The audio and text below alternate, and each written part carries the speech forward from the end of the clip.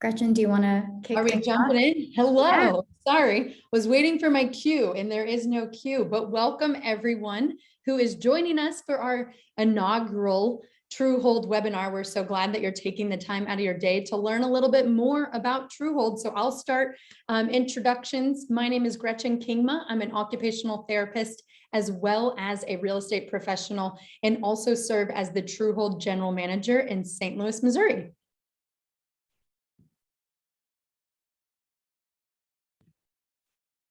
And we'll go to the next.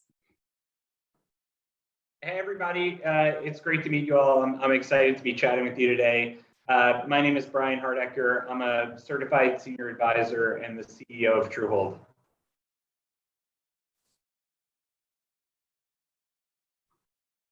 Hi everyone, I'm Lisa Carson. I am an occupational therapist by background, and I am the care director here at Truehold.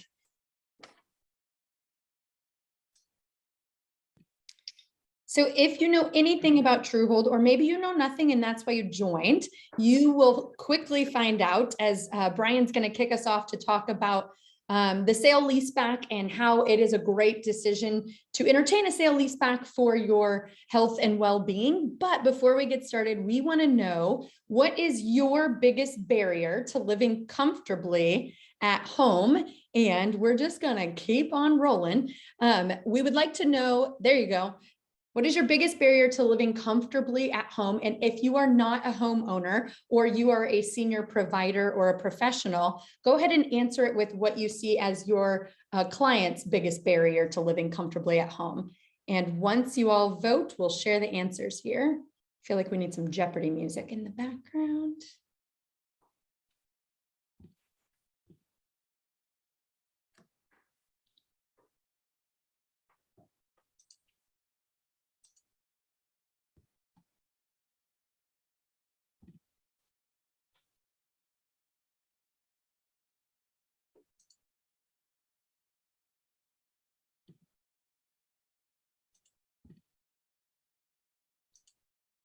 We'll give it about 10 more seconds so everybody can get your vote in. This is a participatory webinar. You didn't know that. Welcome.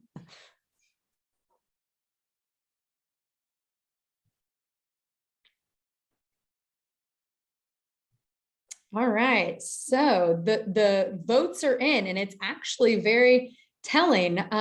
We're kind of all over the place. So finances, 25%. Home maintenance, 13%, mobility/medical concerns, so health concerns, 50%, and something else is 13%.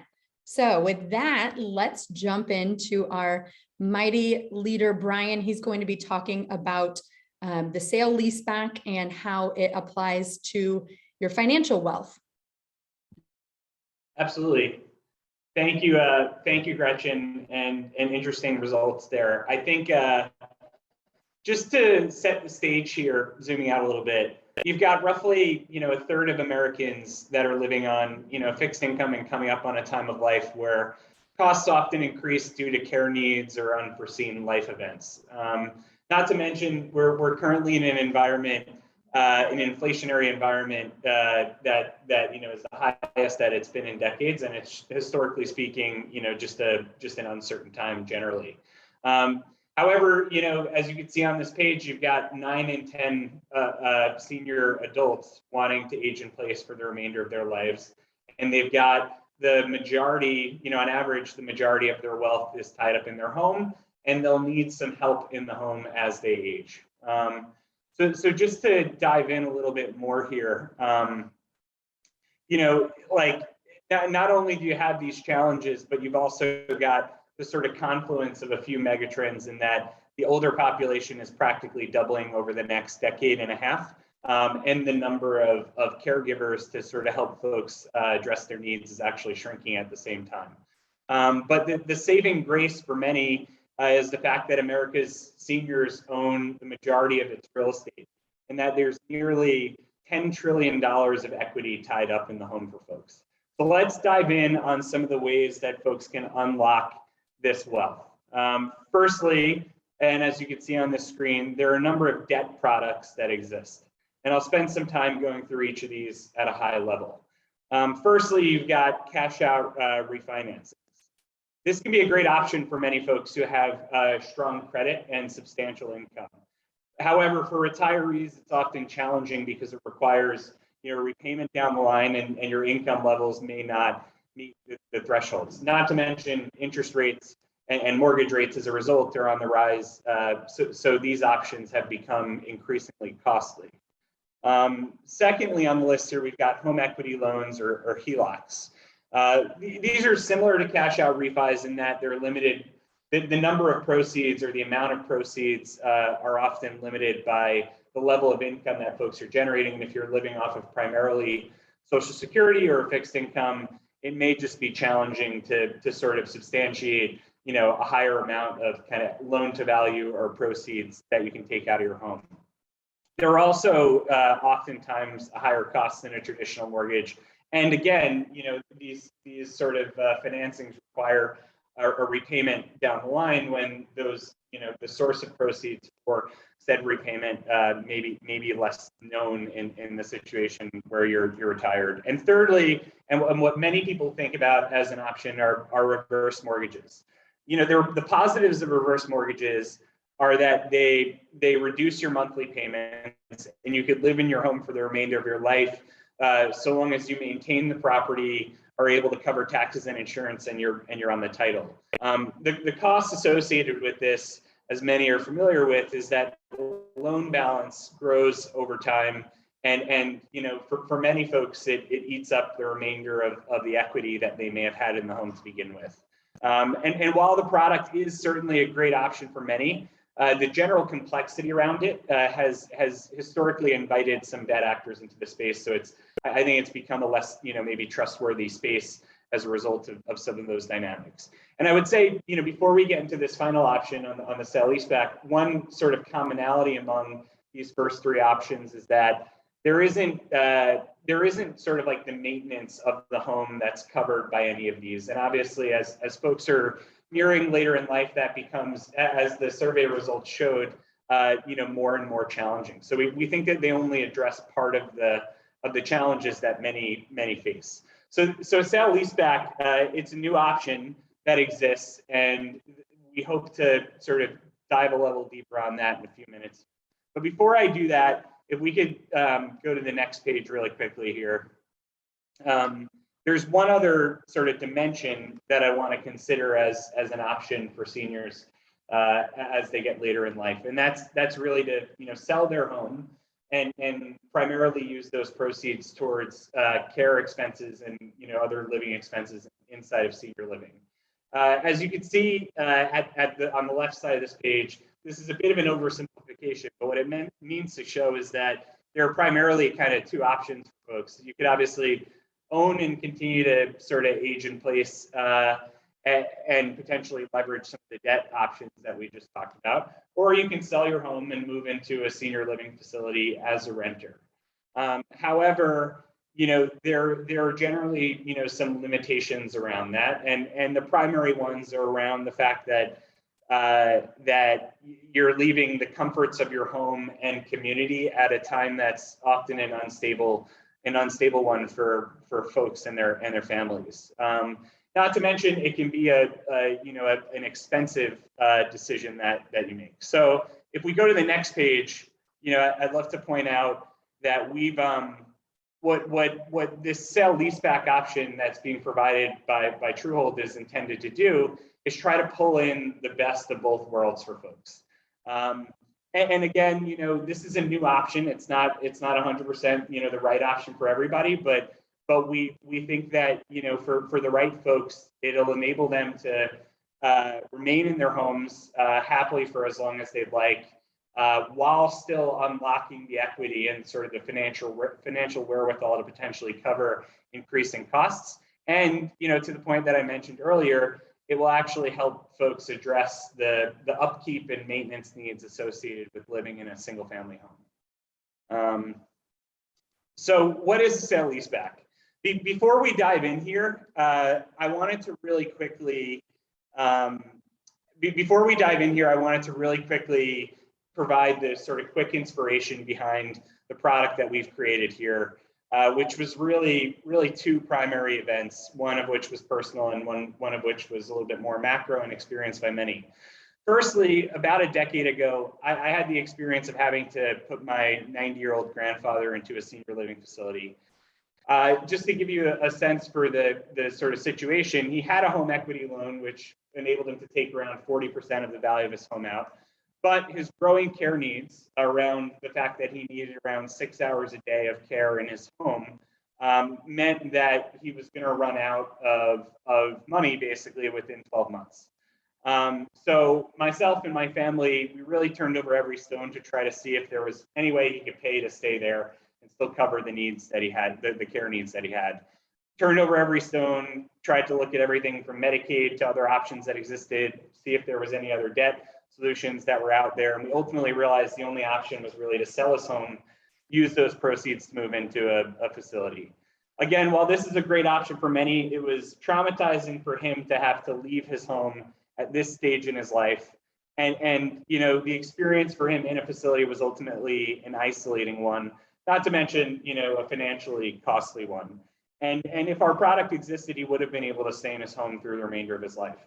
And the second one, of course, which was experienced by many of us, was just the events that we saw unfold during the pandemic inside of facilities and the resulting increase in demand that folks have to remain in their home for as long as they can. I have a bit of an echo here. So, okay, diving in here, what is the product? If you go to the next page quickly. It's designed to be as simple as possible so anyone can understand exactly the ins and outs of how it works, and totally transparent in every way. And you know, as this slide shows, it combines two primary events. You sell your home and you lease it back for as long as you'd like. If you go to the next page, we go a level deeper on what some of this means. So, you know, there are the three simple elements here. There's the sale for the full value of the home, which enables folks to unlock their equity without taking on incremental debt.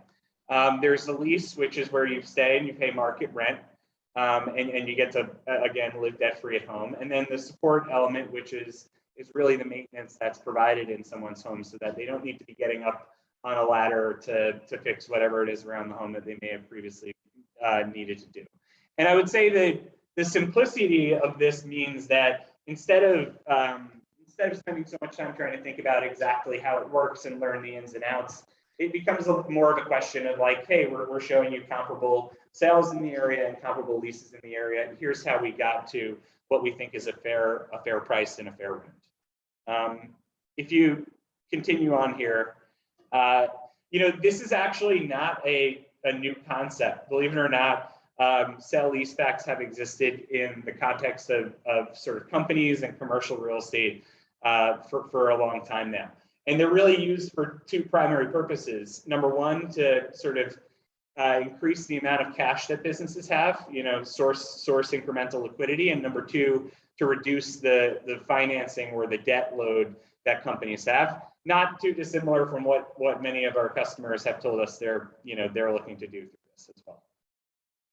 And then if you go to the next, so let's unpack a little bit some of these individual elements and dive a level deeper. So firstly, on the sale, as we mentioned, it's a full value sale. So we show you market comparables to let you know how we determined what we thought was the value on the home. You pay a transaction fee that's in line with the typical realtor's commission on a typical sale of a home, so no different in that sense. And we can process these transactions, you know, relatively quickly inside of 30 days. And what it means is that you don't have to, you know, spend your time and energy preparing your home and then ultimately showing it to a bunch of strangers and going through the pains of a listing process that often exists. And again, you know, by selling it and not taking out a bunch of debt, there's no weight on your credit, which maybe avails your credit for other purposes. But it also means, and I think, you know, most importantly, that there's no required repayment over the life of this lease agreement or at the end of it. You know, your obligations are you know, by you selling the home, you're not taking on additional obligations. And then if we go to the the lease side here. So we immediately lease the home right back to you. You can live in the home uninterrupted for as long as you'd like. It's set by comparable rentals in the area. And you know, as we mentioned, we also view this as a way for you to live more freely and flexibly. So we've made it so that the term could be as short as 6 months, and you can move out at that point if that's what's right for your needs. And if you've found, you know, a new home to move into, whether it be maybe a senior living facility or maybe a downsized home or just a new house in a new area. And then if we move to the last page here on, oh, sorry, support. So this is an important piece of the puzzle.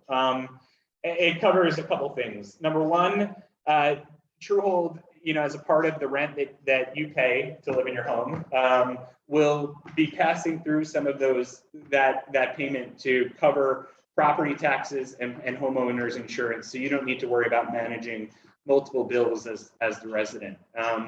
Property maintenance, you know, equipment replacement, unexpected repairs are also covered by Truehold. And you know, we also work together on potential upgrades to improve the sort of safety and potentially accessibility of the home as well. If you go to the next page. So we often get the question, you know, how are sale-leasebacks different from reverse mortgages? And while I know we touched on it briefly in the prior pages, I thought it would be valuable to just double click here a little bit. So if you go to the next page, really there are three fundamental or three practical differences, which is number one, you know, a reverse mortgage typically enables folks to take out around 50% of the value of their home, versus sale-leasebacks enabling, you know, 100% of the value to be taken out. Number two, obviously a sale-leaseback, as we mentioned, is debt-free. Reverse mortgages, while you don't ultimately need to pay the debt off during your lifetime, assuming you're on the title and you stay there forever, you do sort of like pass along some of those obligations to your children. There's oftentimes complexities around that process around end of life. And number three, the home upkeep and repairs are included. But you know, zooming out, what we think to be, and what we've heard from our customers as being one of the most important pieces of the puzzle here, is that it's simple, transparent, easy to understand, and that gives folks the confidence that they know what they're getting and they know what they're signing up for, and that's really important for us, because as we mentioned earlier, we want only folks to be doing this where it's the right option for them, and you know, that's key and core to that thesis. So if you go on here, yeah. So look to the next page. Just really quickly, sorry, go a couple pages down if we can to there, perfect. So just to go quickly through, you know, who this might be right for.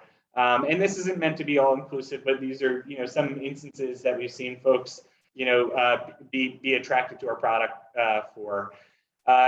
Number one, optimizing retirement. And this just means, you know, folks are taking all the money out of their home. I think the stat is that around 80% of net worth for folks over the age of, I believe it's 60, are tied up in a single illiquid asset. And what that means is that, you know, if you wanted to maybe tap into that, whether it's to improve your quality of life or just live with more peace of mind, you know, it can be challenging to do that. So this is a way for you to potentially do that, and whether it's travel or pay for, you know, your grandkids' college or go visit family, whatever it might be, this really opens up a lot of different options and flexibility there. Paying off debts. I think this is important for many. Not only does debt weigh on your credit, but it also can weigh on folks' psyche. This is a way to sort of clear your balance sheet, for lack of a better term, of any of that financing that you might have. Simplify life at home. You know, this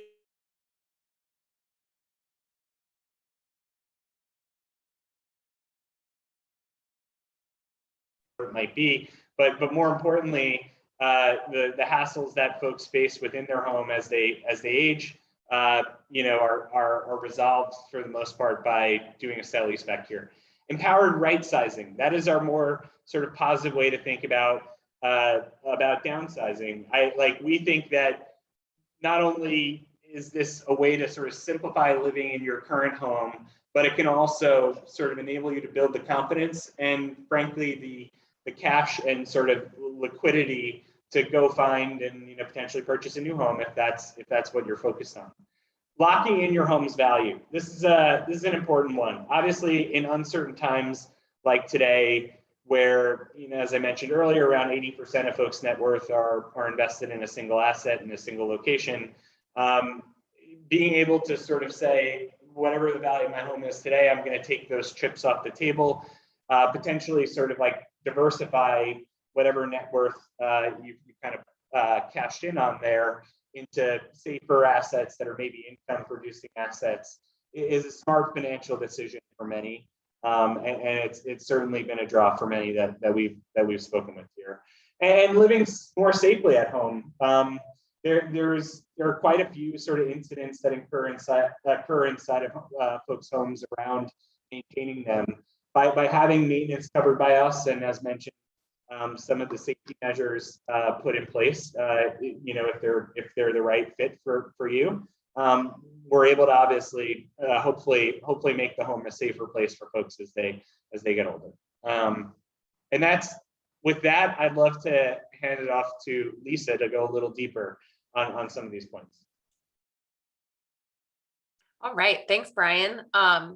So as I mentioned earlier, I am an occupational therapist and also a certified care manager. And I've spent many years helping older adults age in place and do what it takes and connect with resources in their community in order for them to safely and comfortably live in their homes as long as they want to. You can go to the next slide. So we know from market research that 92% of older adults prefer to live their later years in their current home rather than move to a facility. So this is a statistic you'll see a lot. AARP, many places are saying this, and it's significant because we know that all these people are out there wanting to live in their homes longer, and we need to find solutions and resources to allow people to do that, and to empower them to feel more confident about doing that. Next slide. So when you look at why people want to age in place, sometimes it feels obvious, right? Why someone would want to continue living in their home, but there's 5 specific areas that I'll talk more about, and here they are, and then I'll go into each one more individually. So you can go to the next slide. Go back. Yeah, there you go. So one of the most cited reasons for wanting to age in place is this feeling and reality of maintaining your independence. We know that self-determination, so having choice and control over your life, is a key factor that's linked to your physical health and your mental health. And people who are able to age in place tend to feel more independent. Go to the next slide. We also know that aging in place and staying in your home can help you save money in certain cases. A private room in an assisted living facility is not cheap. It can cost $75,000 per year or more. And then in addition, the cost of moving is expensive for many people. It can cost up to 10% of your home value. And not only is it costly, but it's stressful. It takes a lot of time. You need people to help. So oftentimes it's just easier and less expensive for people to stay in their homes. Go to the next slide.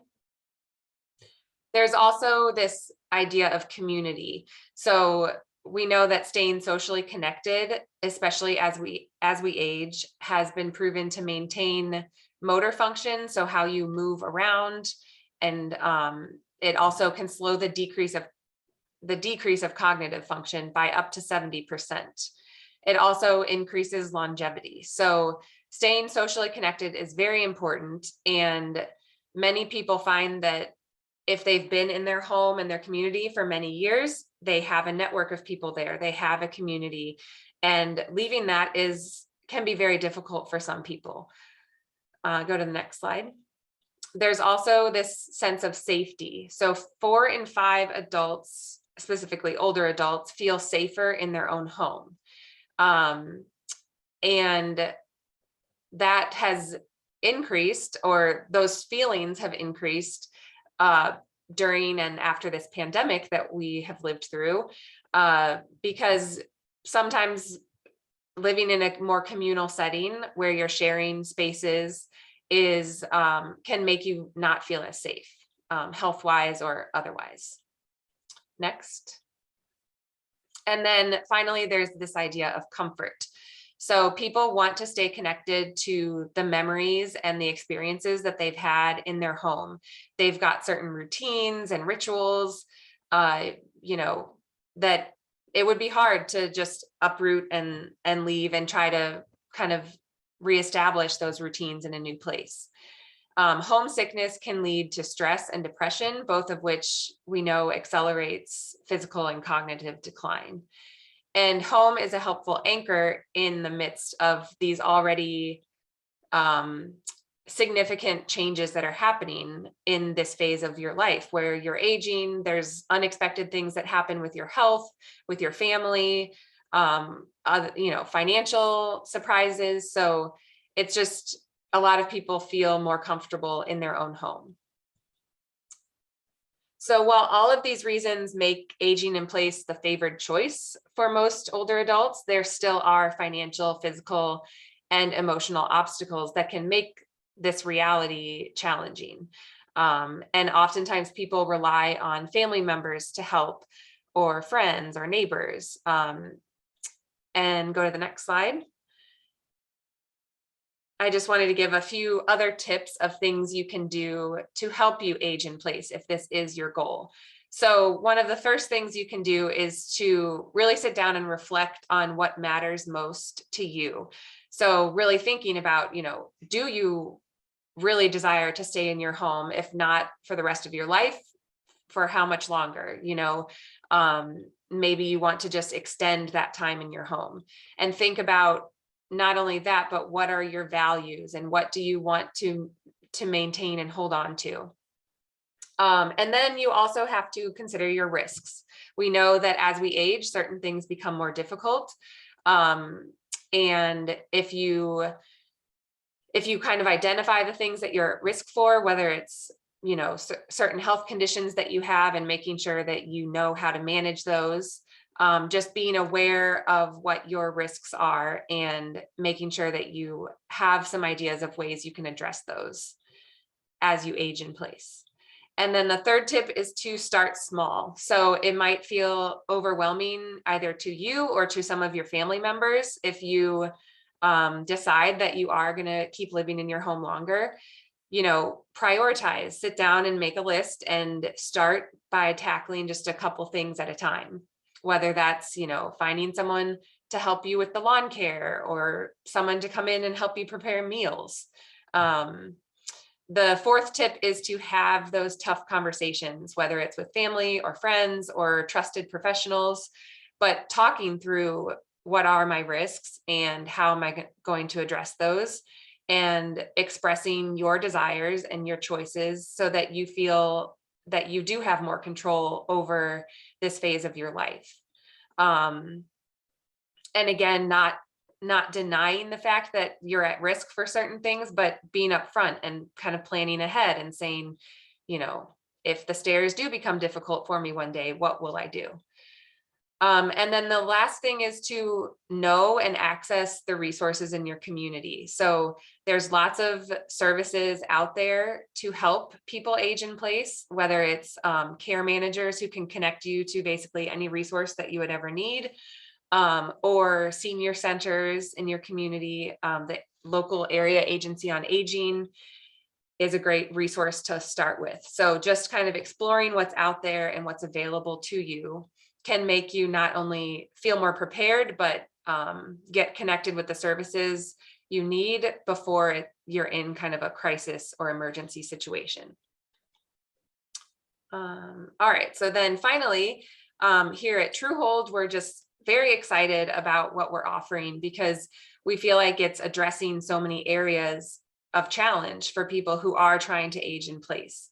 And you know, specifically these three areas. So financial, emotional, and physical. The way we address financial concerns or challenges is that by doing the sale leaseback, you unlock 100% of your home equity debt free. And not only that, but you no longer have the expense of home insurance or property taxes, or large scale home repairs. The other factor is emotional. So we really feel that this can help people optimize their retirement and live the way that they want to live. You've got a bigger safety net potentially to handle life's unexpected challenges. And then finally, the physical side of things. So not only do you offload the burden of maintenance and upkeep of your home, but again, you can afford to pay for the care that you need and the assistance that you need in your home to really live comfortably and safely for as long as you want to stay in your home. I think that's it. Now we'll go to the. Thanks, Lisa. Before we jump into FAQs, otherwise known as frequently asked questions, I want to give you a little teaser that there is going to be time for questions and answers at the end. So you can go ahead and start dropping those in the chat function in the chat box at the bottom of your screen or on the side. It should say chat. Feel free to ask us anything in there. But I just want to do a temperature check, see how we're all doing, and also give you my big 2 ahas that I wrote down here while listening to Brian and Lisa. One, the sale leaseback and what we've created at Truehold is really revolutionizing the continuum of care. Really, we're just creating another option. So we're creating optionality for homeowners and aging adults with that continuum of care. And that really excites me as an occupational therapist. And then the number 2 one is there's this theme of quality of life, whether you're a homeowner or a provider. Hearing Lisa talk about the stages and things to consider, and hearing Brian talk about who's already using us in the St. Louis area, as well as our other markets that we're operating in, really just screams quality of life. So if you make decisions out of preparedness rather than crisis, how much more empowered will you be? So I just wanted to share my ahas to get you thinking so that you can ask your questions when we finish up with our frequently asked questions. So we'll go to the next slide and jump in. So how does Truehold calculate a home's value? As Brian already touched on, we use comparable market data, and part of our mission is to be helpful, honest, and human in all things that we do. So when we do provide an offer on a home, you are going to receive 4 or 5 comparable sales that we are stacking your home up against, as well as 4 or 5 comparable rents. So you will always know where we got that number from, and that we didn't just look up a Zestimate or throw spaghetti at a wall. There's an algorithm and a calculation that goes into calculating the value of your home. So we'll go to the next one. Are there any fees on the sale? So at the time of the sale, the customer will pay a transaction fee just like a commission. So if you are familiar with real estate, I see some lovely real estate professionals on here. If you're a homeowner, you might have remembered purchasing or selling a home in the past. So just like a commission when working with a realtor, we do charge a transaction fee. Yet, as Brian mentioned, our goal is to create a model of simplicity. And so there are no hidden line items. There are no hidden fees when working with Truehold. It's just a one all-encompassing transaction fee, just like that real estate commission. Next, do I have to move out of my home? No, if you didn't learn anything else, Lisa used the term aging in place. We at Truehold like to say that we are living in place specialists. And as Brian mentioned, you can stay for a minimum of 6 months if you're using our option as a transition tool, or you can stay forever. So the answer to this one is a resounding no. You do not have to move. After that 6 months, we just require a 30-day notice should you decide to move out of your home. What can I use the money for? Whatever you want, it's yours. So that's the exciting part about our offering, is that we don't have any regulations. Once you sell your home, 100% of the equity and the payoff goes right into your bank account. We, of course, have partners that we're willing and able to connect you with if you need help understanding what is the best move to do with your proceeds. However, we don't have any regulations on what you can use that money for. So now on the leasing side of things, I already hit on this one, but just like the home valuation process, we use comparable rents in your neighborhood to determine what the rent will be. And I do want to set expectations because we want to be honest, helpful, and human in all things that we do, that we are seeing sometimes that the rent can be a little bit more than your existing mortgage. And things to think about there are because when you bought the house, the market rent was a lot less than what it is now. And we are sizing it up to market rent. And on top of that, we're taking on all the burden of home ownership. So with that slight increase from your current mortgage, you're eliminating the entire burden of home ownership. Are there limits on how long someone can lease their home? Absolutely not. So you can stay as long as you'd like, as long as you're paying rent, of course. So some have considered us a long-term option, and others do utilize us as a transition tool as you figure out next best steps when it comes to right sizing or downsizing. Upkeep, they look happy. We partner with local property management companies so that we can provide you a top-notch service. If you have a need, we have a 24-hour service line that we can put those needs in with our property managers and take care of those things ASAP. So that goes back to what you're getting when you're executing a sale leaseback. You're no longer in charge of the leaky faucet or the plugged up toilet. Anything that comes up unexpected maintenance or repair wise, we are taking care of through our partnerships with property management companies. What type of maintenance does Truehold cover with a sale leaseback?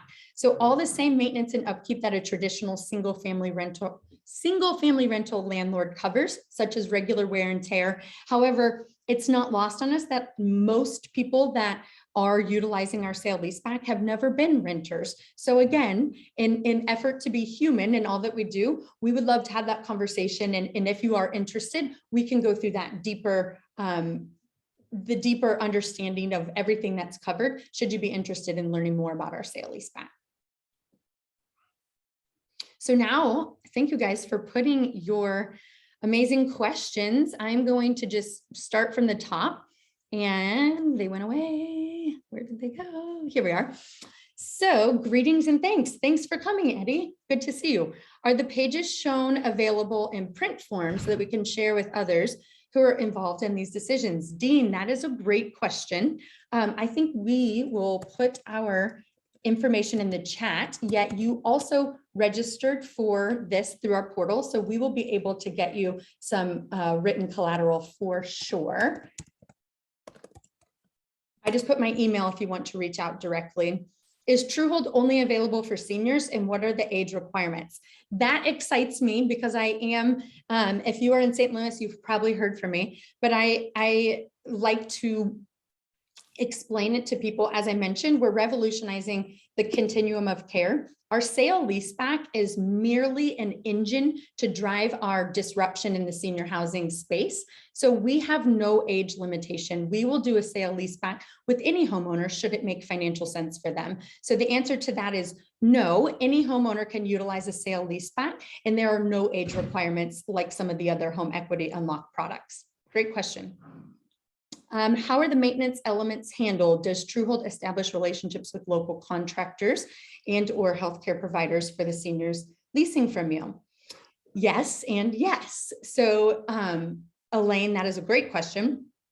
And like I mentioned, we partner with local property management companies. And before we do partner with a company, our real estate team and due diligence team does a massive overhaul on the company to ensure that they can handle not only the volume that we are handling, but also that they provide the best service, because we don't want to partner with anyone that's not delivering the level of service that we at Truehold strive to deliver. So yes, that to your answer or to your question, that's a yes. Jane, thank you for the information. How is rent determined? Does it go up each year? That is also a great question. Rent is determined by our, sorry, I got another question and I got distracted. Rent is determined by our market comps. So again, you are given an offer form that shows exactly the homes that are stacked up for your sale price and exactly the comps that are establishing your rent amount. And does it go up each year? We do have language in our lease agreement to protect you as the renter, which caps that monthly rent amount. However, as we all know, inflation occurs. And so there is an amount that we cap it at each year to protect us from inflation and to protect you as the renter from having ridiculous prices and rent increases. So yes and yes. Question, is the fee less for a realtor? That is a great question. And I was a retail residential real estate professional before joining the Truehold team. And I will say that our fee is very, very compatible to a realtor fee, if not a little bit less. So you will likely save money when going the sale-leaseback route.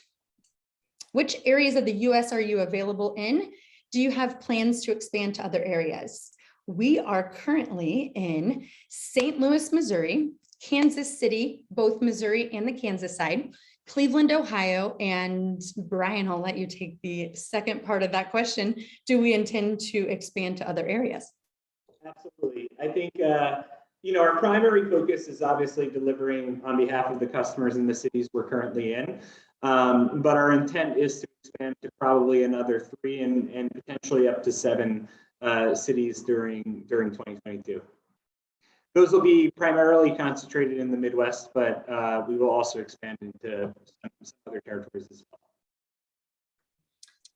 well. As an OT, woo, way to go OTs for showing up. As an OT in New Jersey with aging parents in their mid-80s, does Truehold anticipate new market development outside of where you currently are? Sorry, I didn't read that question before. I read it aloud. We just answered your question, Elaine. So maybe we'll come to New Jersey, but likely more concentrated in the Midwest markets. Where do you see Truehold in 5 to 10 years? I would love to say my answer, but I think it'd be more appropriate for Brian to answer this one.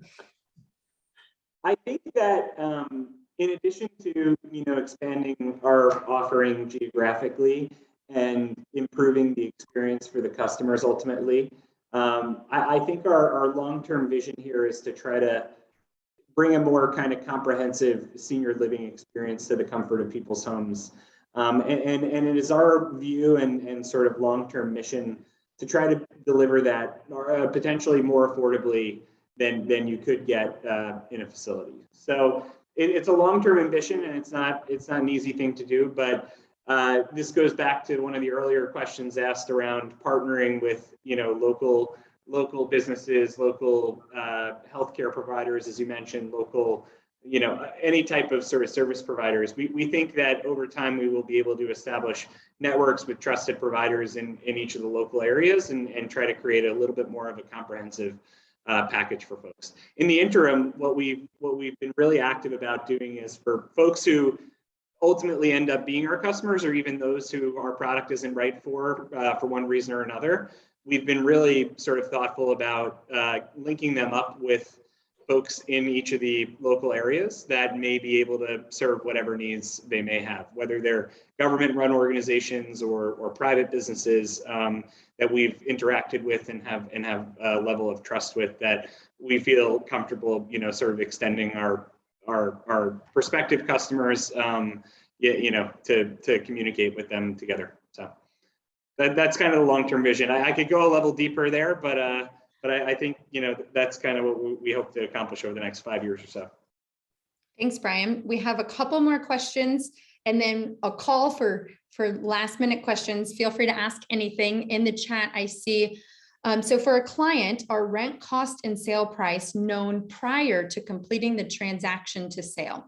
Yes. So the process works that should you reach out and request an offer, we will present you with our formal PDF that has all of the information we've already discussed. And then you have 10 days to say, yay, this looks like an amazing opportunity for my family and I, or nay, I was hoping to get this price, or the rent seems high, and we'll have a conversation and a dialogue. However, when you say, yay, this looks like a great opportunity, at that point, we will then go to your local realtor board formal residential sale contract. So whatever market you're in, we will use the same contract that every real estate professional is using in that market. Again, to be honest, helpful, and human, we haven't created our own sale contracts. We're operating off the same rules that all the real estate professionals in your local market are operating off of. So I hope that answered your question there. And then what fees are incurred if I decide it's not for me? That's a great question. And there is a clause in the contract. Should you go through the process, we have an inspection contingency. It is really our only contingency because we are making full price offers. We are not we buy ugly houses. We are making 100% market value offers. So therefore we do inspections because we're taking on the burden and responsibility of now being your landlord. We want to make sure that everything is in tip-top working shape. So after the inspections, if we cannot come to an agreement on the final concession amount, you have the ability to terminate your contract, and there's no fee for that. So I guess to answer the question, what are the fees incurred? 0 if it's not for you. Thank you for your answer, Gretchen. Could you also answer the question from the OT perspective and how the profession can be involved? Oh, that was to the Truehold in 5 to 10 years. Thank you for that answer, Gretchen. How can from an OT perspective, the profession be involved? I love this question. Well, I exposed Truehold to Lisa. Lisa's now on the team. I just hired a market manager for the Cleveland area. He is also an occupational therapist. So I think that because what we are doing at Truehold is so ingrained in what our careers are as occupational therapists, that there's lots of opportunities. I always say that the built environment can make or break someone's health and well-being. And if our jobs as OTs are to keep people happy, healthy, and thriving in the homes and communities of their choice, I think that there's going to be a lot of opportunities for OTs to come on board at Truehold. So that's my biased, very personal answer, but shoot me your resume if you're interested in a market to come. There's one more question. Hello, I'm an OT student in Iowa. I noticed that most of your current service areas are in metropolitan cities/urban areas. Do you think this program could expand and be successful in rural areas? That is a really great question, and there's a lot of nuances on the real estate side. So I will let Brian answer that question. It is a fantastic question. I think there are certainly plans for the future for us to figure out a way to extend into rural areas. I will say it's probably not part of the 24-month out plan, just because to Gretchen's point, there are complexities in scaling there, but certainly, we would love to figure out ways to service those areas as well over time. We also had another question about, do you pay utilities or homeowners association fees? We do cover homeowners association fees. However, you will pay your utilities just like a normal single family rental. Great question. You guys have been a great audience. This was fun. If there are no questions, I believe it is my job to conclude us. So as you all have our website, it is just truehold.com. If you have questions about either partnering from a partnership perspective, email us at hello@truehold.com. And we do have a shameless ask. If you would follow us on all your social medias, we are at Truehold Homes on Facebook, Instagram, and Twitter. So go ahead and follow us and be up to date on our new markets, what we're offering in each market, any fun activities, because we do a lot of community engagement events, and we hope to hear from all of you in the very near future. Thank you so much, everybody, for the thoughtful questions. This was great. Thank you, everyone.